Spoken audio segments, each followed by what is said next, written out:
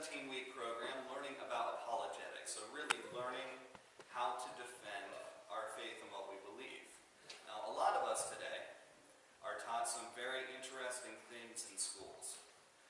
Me having a teaching degree, I know some of this, and as a matter of fact, as part of my training to be a teacher, we were forced to read a book called Lies My Teacher Told Me.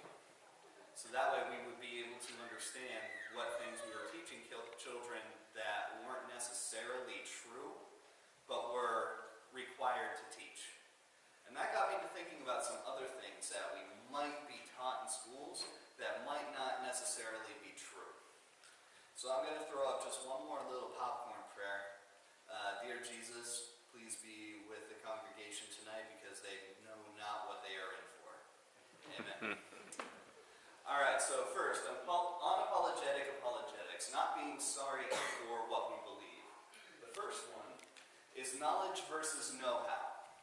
Alright, there is a big difference between having a head full of information and knowing how to use it. So, one of the gentlemen I've been doing a devotional with lately is a man named Ravi Zacharias. And he had a wonderful little story about a man who was going to apply for a pastor's position. And he was asked, as part of his interview, what is your favorite parable? And he said it was the parable of the... Okay. Anyway. It was a parable. Alright, and I know what parable it is because I have it written down here. I just forgot to write down what the title of the parable was. I'm sure you'll pick it up rather quickly. The Good Samaritan. That was it. The parable of the Good Samaritan. Alright, and this is how he explained it. Alright, once there was a man traveling from Jerusalem to Jericho, and he fell among thorns, and the thorns sprung up and choked him. And then he went on, and he didn't have any money, but he met the Queen of Sheba, and she gave him 1,000 talents of gold and 100 changes of clothes. Then he got into a chariot and drove furiously, and he was driving under a big juniper tree. His hair got caught in a limb, and he hung there for many days. And the ravens brought him food to eat and water to drink, and he ate 5,000 loaves of bread and 2 fishes. One night when he was hanging there asleep, his wife Delilah came along and cut his hair, and he dropped and fell upon the stony ground. And then he got up and went on, and it began to rain, and it rained for 40 days and 40 nights, and he hid himself in a cave, and he lived on locusts and wild honey. And then he went on until he met a servant who said, "Come and have supper at my house." He made an excuse and said, "No, I won't. I have married a wife, and I cannot go." And the servant went out in the highways and the hedges and compelled him to come in. So after supper, he went on down to Jericho, and then he got there and looked up and saw old Queen Jezebel sitting down way up high in the window. And she laughed at him, and he said, "Throw her down out of the tower." So they threw her down, and then he said, "Throw her down again," and they threw her down 70 times 7. And the fragments remained, they picked up 12 basketfuls. And besides women and children, they said, "Blessed are the peacemakers," P-I-E-C-E. Now, whose wife do you think she would be in that judgment day? Well, obviously that man had a lot of knowledge. He had a head full of information of what the Bible said, but he had no way of knowing how to put it together in a way that made sense. Okay, so that's one of the things that we're going to be talking about today, about how to put information in a way that makes sense. Because a person that has a lot of knowledge is full of information, but a person with know-how knows how to use it. So we're going to be talking about why or why not. Why should we not share our faith? Why do people not share their faith? Number 1 is fear. Number 2 is rebellion. People are afraid to share their faith because they're afraid of criticism. They're afraid someone's going to make fun of them. They're afraid because they have a lack of understanding. They don't really understand what they'd be sharing, so they're afraid that they might fall into that first category again. They'll be made fun of because they don't understand what's going on. Number 3, we love to quote this saying. It is better to be thoughtful and keep your mouth shut than to open it and remove all doubt. Well, on the other side, we have things like rebellion. I have better things to do. Okay? I have to go to work. There's a football game on. I need to see that because my team might make it to the championships. Or, I'd rather just sleep. Alright, and I know that all of us fall into these things sometimes. I'm even very guilty of doing some of those, especially work and sleep, because I love to sleep. I like to eat too, but that's not the point here. The point with that is that we have excuses as to why we shouldn't be talking to people. I'm going to try to take away both of these excuses today. Number one, through fear, because we don't have a lot of understanding, because there are some very educated atheists out there that throw out scientific arguments. I'm going to be talking about 3 of those today and try to give you some information on how to overcome them. So that way, when you do have those conversations with people, you will have a little bit of ammo and be able to actually have a conversation that makes a little bit of sense, especially scientific sense. Alright, there are 3 arguments that I'm going to be talking about today. Number 1 is that Noah has more bark than bite. Alright, number 2, we're going to be talking about Jonah's big fish fry. And number 3, in the beginning God exploded. Alright, but right now I don't look very sciencey, and I was told at one point that if you are going to be talking about something, you should at least look the part, so yeah, there we go. Alright, the first objection we're going to be talking about is Noah. The objections that we were given for this one is emperor penguins. How could Jonah possibly keep an emperor penguin alive for even 1 month versus 7 months that it says in the Bible? And here's how they come up with that. First, penguins need salt water. They cannot live in open water. 2, they need fish. They need live fish, fresh fish, to be able to live. And 3, they need a very cold environment. So it would be very, very difficult for us in modern day to try to keep a penguin alive, let alone one that is almost 2,000 years ago, almost 4,000 years ago. Okay, so here's what we're going to be going over with that. They need salt water, need fresh fish, cold environment, want to live 1 month versus 7 months. The answer is these penguins live in a place called Antarctica. How many people live in Antarctica? Yes? There are a few people who live in Antarctica. The natural population of Antarctica is 0. We're going to be talking a little bit about why. What was the purpose of Noah's flood? Okay, looks like I'm going to have to go over a few rules here. Okay. I do like some class participation. I am that teacher. Okay, so this means yes, this means no, this means I'm hungry. Stop acting like Pastor Mike and let's get this over with. Okay. Alright, the average temperature in Antarctica is negative 58 degrees. We have some experience with this here in Pennsylvania because it wasn't that much warmer than that a couple months ago. Okay, what happens to rain at a negative temperature? When it is cold, below freezing, negative 58 degrees Fahrenheit, what happens to water at that temperature? It gets hard. It gets hard, right? We call it ice. What does ice do on water? Floats. What do penguins live on? Ice. That floats. Do you think God would have to send Noah down to Antarctica to pick up some penguins if the place that they live floats next to salt water in a cold environment where there's possibility for fresh fish?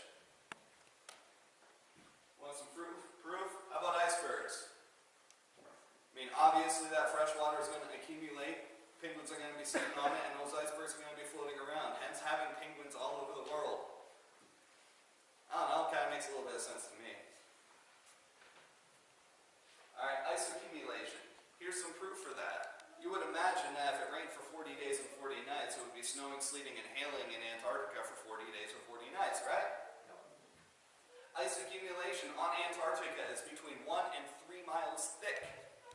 It's going to build up a little bit faster than rainfall, isn't it? Next thing that we're going to be talking about is Jonah. Now there are some interesting arguments for Jonah. We're just going to be covering 1 or 2 of them here. There's a good story that goes along with this one.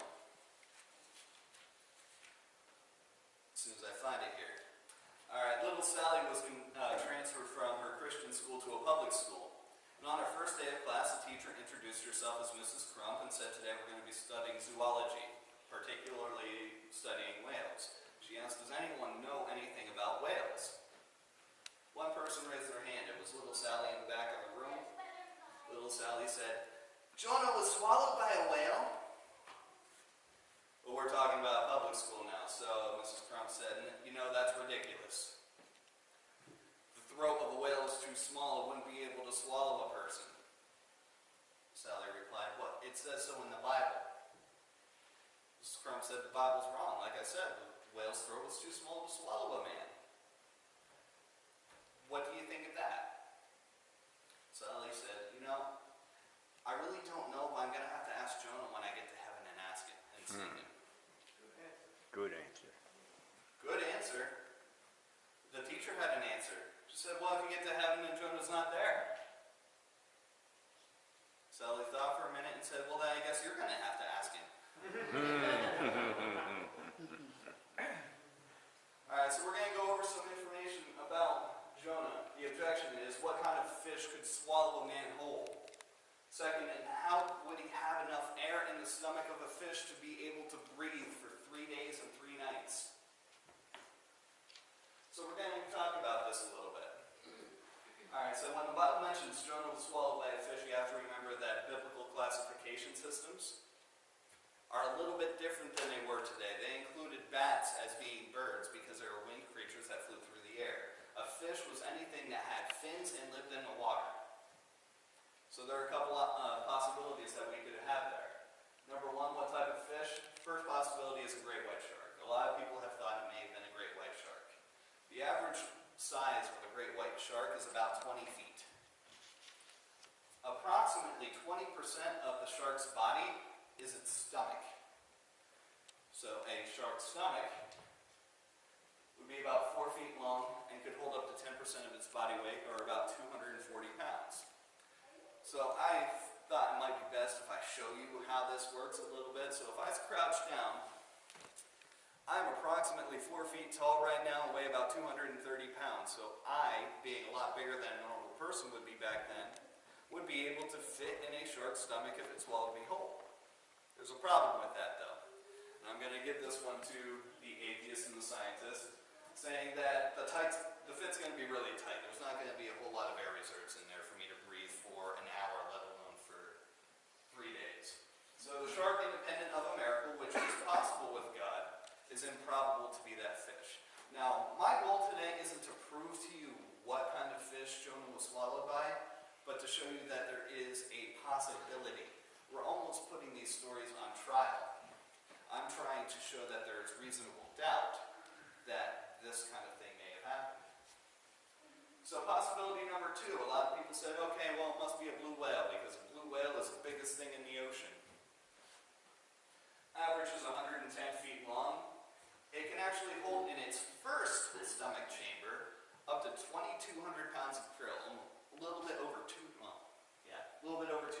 pounds of krill. That would leave plenty of breathing room, wouldn't it?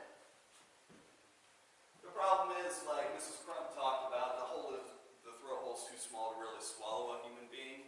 So again, independently of a miracle, it's improbable that a blue whale was the fish that swallowed Jonah. So if only we had something that was a little bit in between, right? I mean, something like this guy. I know it's a really big name, but I love it. Leasticus problematicus. People call it problematicus because it is very much a problem child for scientists. Alright, there's a picture of it. See that little black dot right there? That's Bob. Alright, now this thing. I'm going to call it the problem child. It's 55 feet long, had a stomach that was approximately 11 feet long as the numbers hold, and could hold around 500 to 1,000 pounds in that stomach. Sounds like we have some breathing room. But would it ever come in contact with Jonah? I'm glad he asked. See, right over here it shows the path that Jonah followed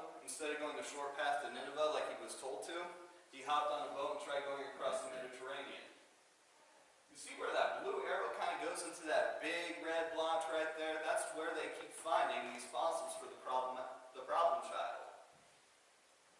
You know, it seems like he may have come in contact with it. It's pretty probable there. There's a problem here too. It says the fish went extinct 165 million years ago. That would be a problem if, we had this issue where a fish died many, many years before he would have come in contact with it, right? But I have to say, it might be something like the coelacanth that supposedly went extinct 65 million years ago. There's a picture of a fossil of it. But wait, it doesn't look like it's ready for the big fish fry in the sky yet. Coelacanth are all around the world. We keep finding more and more of them. Just a little poke at evolution here. That fossil is supposed to be 65 million years old, and the picture of the living coelacanth right there is exactly the same as the fossil. So I guess the entire species decided to stop evolving. We gave him enough time, I think. Alright, anyway, back to getting air for Jonah.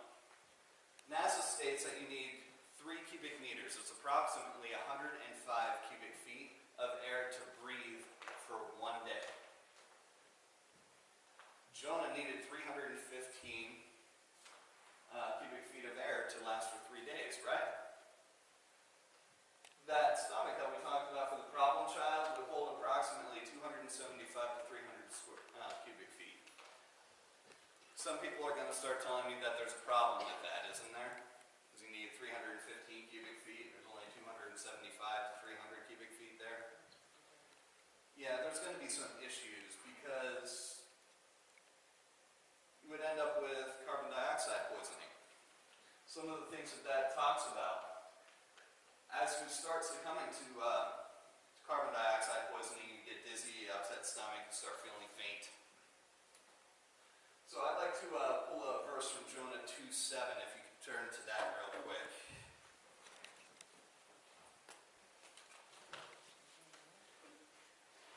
Alright, this version says, "When my life was ebbing away, I remembered you, Lord, and my prayer rose up to you in your holy temple." And it was right after that Jonah was spat out of the fish. If you read some other versions, it talks about how Jonah started feeling like his soul was fainting. His soul was leaving him. He was feeling sick. He was feeling dizzy. He was feeling like he was going to pass out. I've experienced this before where I was in a martial arts competition getting choked. You do start feeling dizzy when you have that lack of oxygen. And it sounds like in the Bible it was talking about how Jonah was starting to feel faint. He was feeling the life falling out of him before God was able to release him from that. It seems to follow, it seems to make sense, even without the knowledge of gases and poisons and how it was actually going to affect the human body. It says in the Bible that it was happening. Alright, so let's move into something a little bit different. In a galaxy far, far away, a long time ago, there really was no galaxy according to the atheists. Alright, there is only a Big Bang. What the Big Bang Theory states is somewhere between 18 and 20 billion years ago, there was a small dot about the size of a pencil mark on a page that began spinning. And it began spinning faster and faster and faster until it exploded and created everything that we see here today. Seems legit. Alright, so first we're going to ask a few questions on this. Number one, where did all the matter in the universe come from? If it came from this little dot, where did it come from before that? If all matter in the universe was compressed into the small dot, what caused it to start spinning in the first place? And, jumped ahead a question. If all the matter in the universe was compressed into the small dot, what caused that to happen and where did gravity come from to hold it together? So those are just a few questions with that whole little tiny dot spinning. Has nothing to do with the answer. But really the Big Bang is the sound of science breaking. Science has a couple things called laws. Now a law in science is something that is true 100% of the time and can never be broken. But this breaks 3 laws of physics. Okay, the first one it breaks is something called the law of angular momentum, and I'm going to be trying to put these into layman's terms so it makes it very easy to understand. Second is the first law of thermodynamics and the second law of thermodynamics. So first, angular momentum.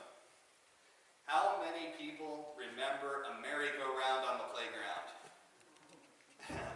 Yeah, I remember that death trap. It's where you put a bunch of little kids on this little saucer and you spin it faster and faster and faster until they fly off in all directions. Yeah, well that is basically what the law of angular momentum is. In an environment without friction, which is what space is, alright, you would end up with this spinning dot spinning around and around so fast that pieces of it explode off. But this also says that every piece that blows off of that little piece of spinning whatever would also be spinning in the same direction that that dot was spinning. So if we had a merry-go-round in space and you spun it until all the little kids flew off of it, they would continue to be spinning in the same direction the merry-go-round was spinning. So what does this mean? There are planets in our solar system that supposedly came off of that spinning dot, right? So everything in the universe should be spinning in that same direction. We have Venus and Uranus, both planets in our own solar system, let alone the rest of the universe, that are spinning in the wrong direction. Some of those moons around those planets are all not only spinning in the wrong direction, but they're also orbiting in the opposite direction. We have some problems there. Second, the first law of thermodynamics. What it says is matter cannot be created nor destroyed, but in the definition of the Big Bang Theory, it says that all matter was created from this. Even if they want to say that the matter was there beforehand, it was just spinning and just everything that was in existence was already in there, they don't explain where that matter came from. Second law of thermal rust buckets. Thermodynamics. Basically what this means, everything tends towards disorder, towards chaos. Paul said in the Bible that the world waxes like an old garment. How many of you have had a favorite shirt that you used to wear all the time? I know I did. You pull it up, sniff test it to make sure it's still okay to walk outside, and if it doesn't pass the sniff test, you pull out some Febreze, and then you wear it anyway and you head out. What happens to that shirt after a couple months? After you wear it for a few years? It's probably like a few of my shirts. My wife wants me to throw them away because they have holes in the armpits and things like that. If it starts falling apart, it starts falling into disorder. Alright, the entire world works like that. So here's what they come up with. I call it repetitive rubbish. The Big Bang Theory. They wanted to work on this principle. If you put 100 monkeys in a room with typewriters and you keep them there long enough, you will end up with complete works of Shakespeare. Through probability of them hitting buttons randomly, you will end up with all of that. I don't think I would want to bet my life on whether or not they'd be able to come out with C-Spot Run, let alone that kind of poetic creation. Okay? They want to put it in this same probability thing. If your theory does not make sense, wash, rinse, repeat until it eventually happens. They call this the bang, bang, bang theory. Not only did they make it so the universe exploded from this little dot, but now they say gravity is a force that is not diminished by distance.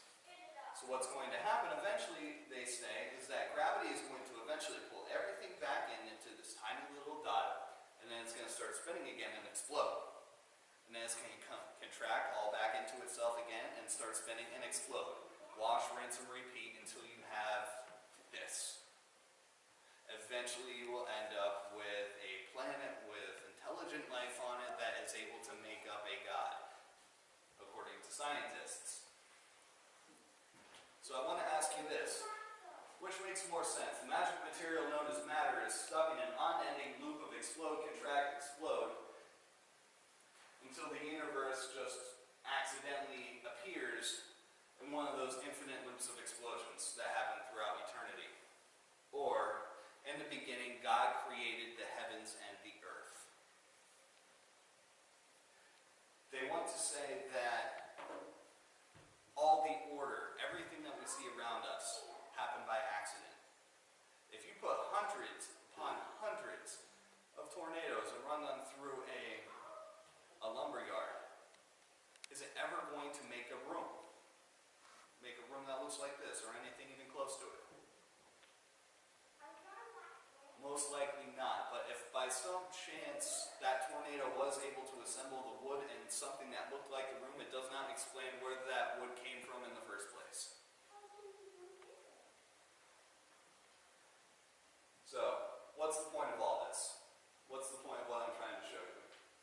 Is a deathbed, what I call the deathbed speech. Matthew 28:19 through 20. It talks about the last time that Jesus ever gets to speak to his disciples.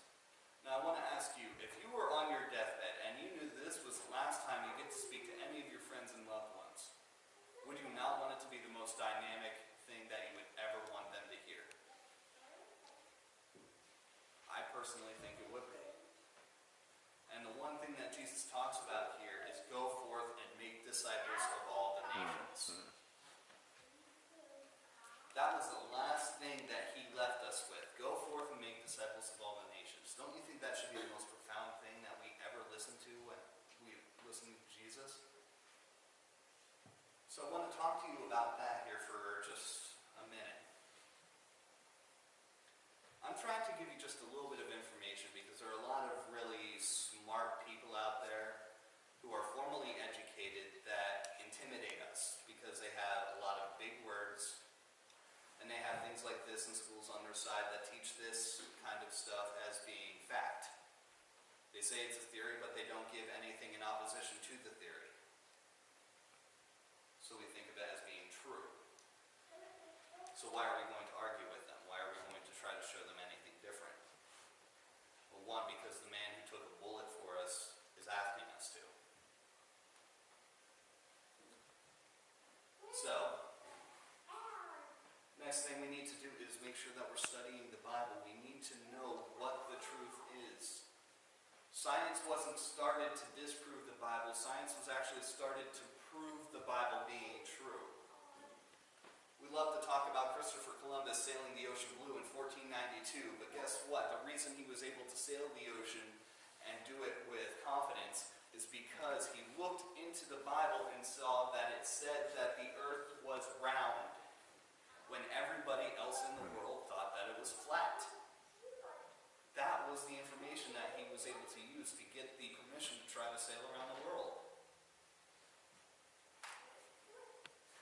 Next, we need to pray. When we don't have the answers, God does. We need to go to the source of all of the answers. The next one, talk to people about your faith. I'm going to show you just in a minute how many people you should talk to. How many people would it take to follow the Great Commission and make disciples of all the nations? Get the objections. I'm talking to atheists. How can you answer their questions if you don't know what their questions are? There is a great quote. All right? The answers are out there. There are no new objections. There is no new information, just new people finding old information and old questions. All of the answers were already found. You just need to go and find them. And if you don't know where to find them, you can ask. We have a family here, right? I mean, I know a little bit about science, being a teacher and going through college and all that other fun stuff where really they just want to find out how much crap you can take. Bob is great at talking to people. We have plenty of people in our church that are great at serving. People know their place. People know what they can do, and they can show you how to do it.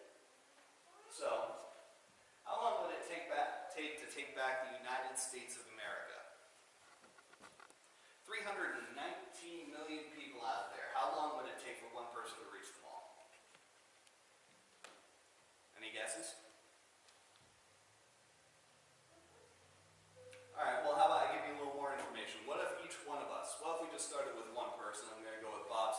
this anyway.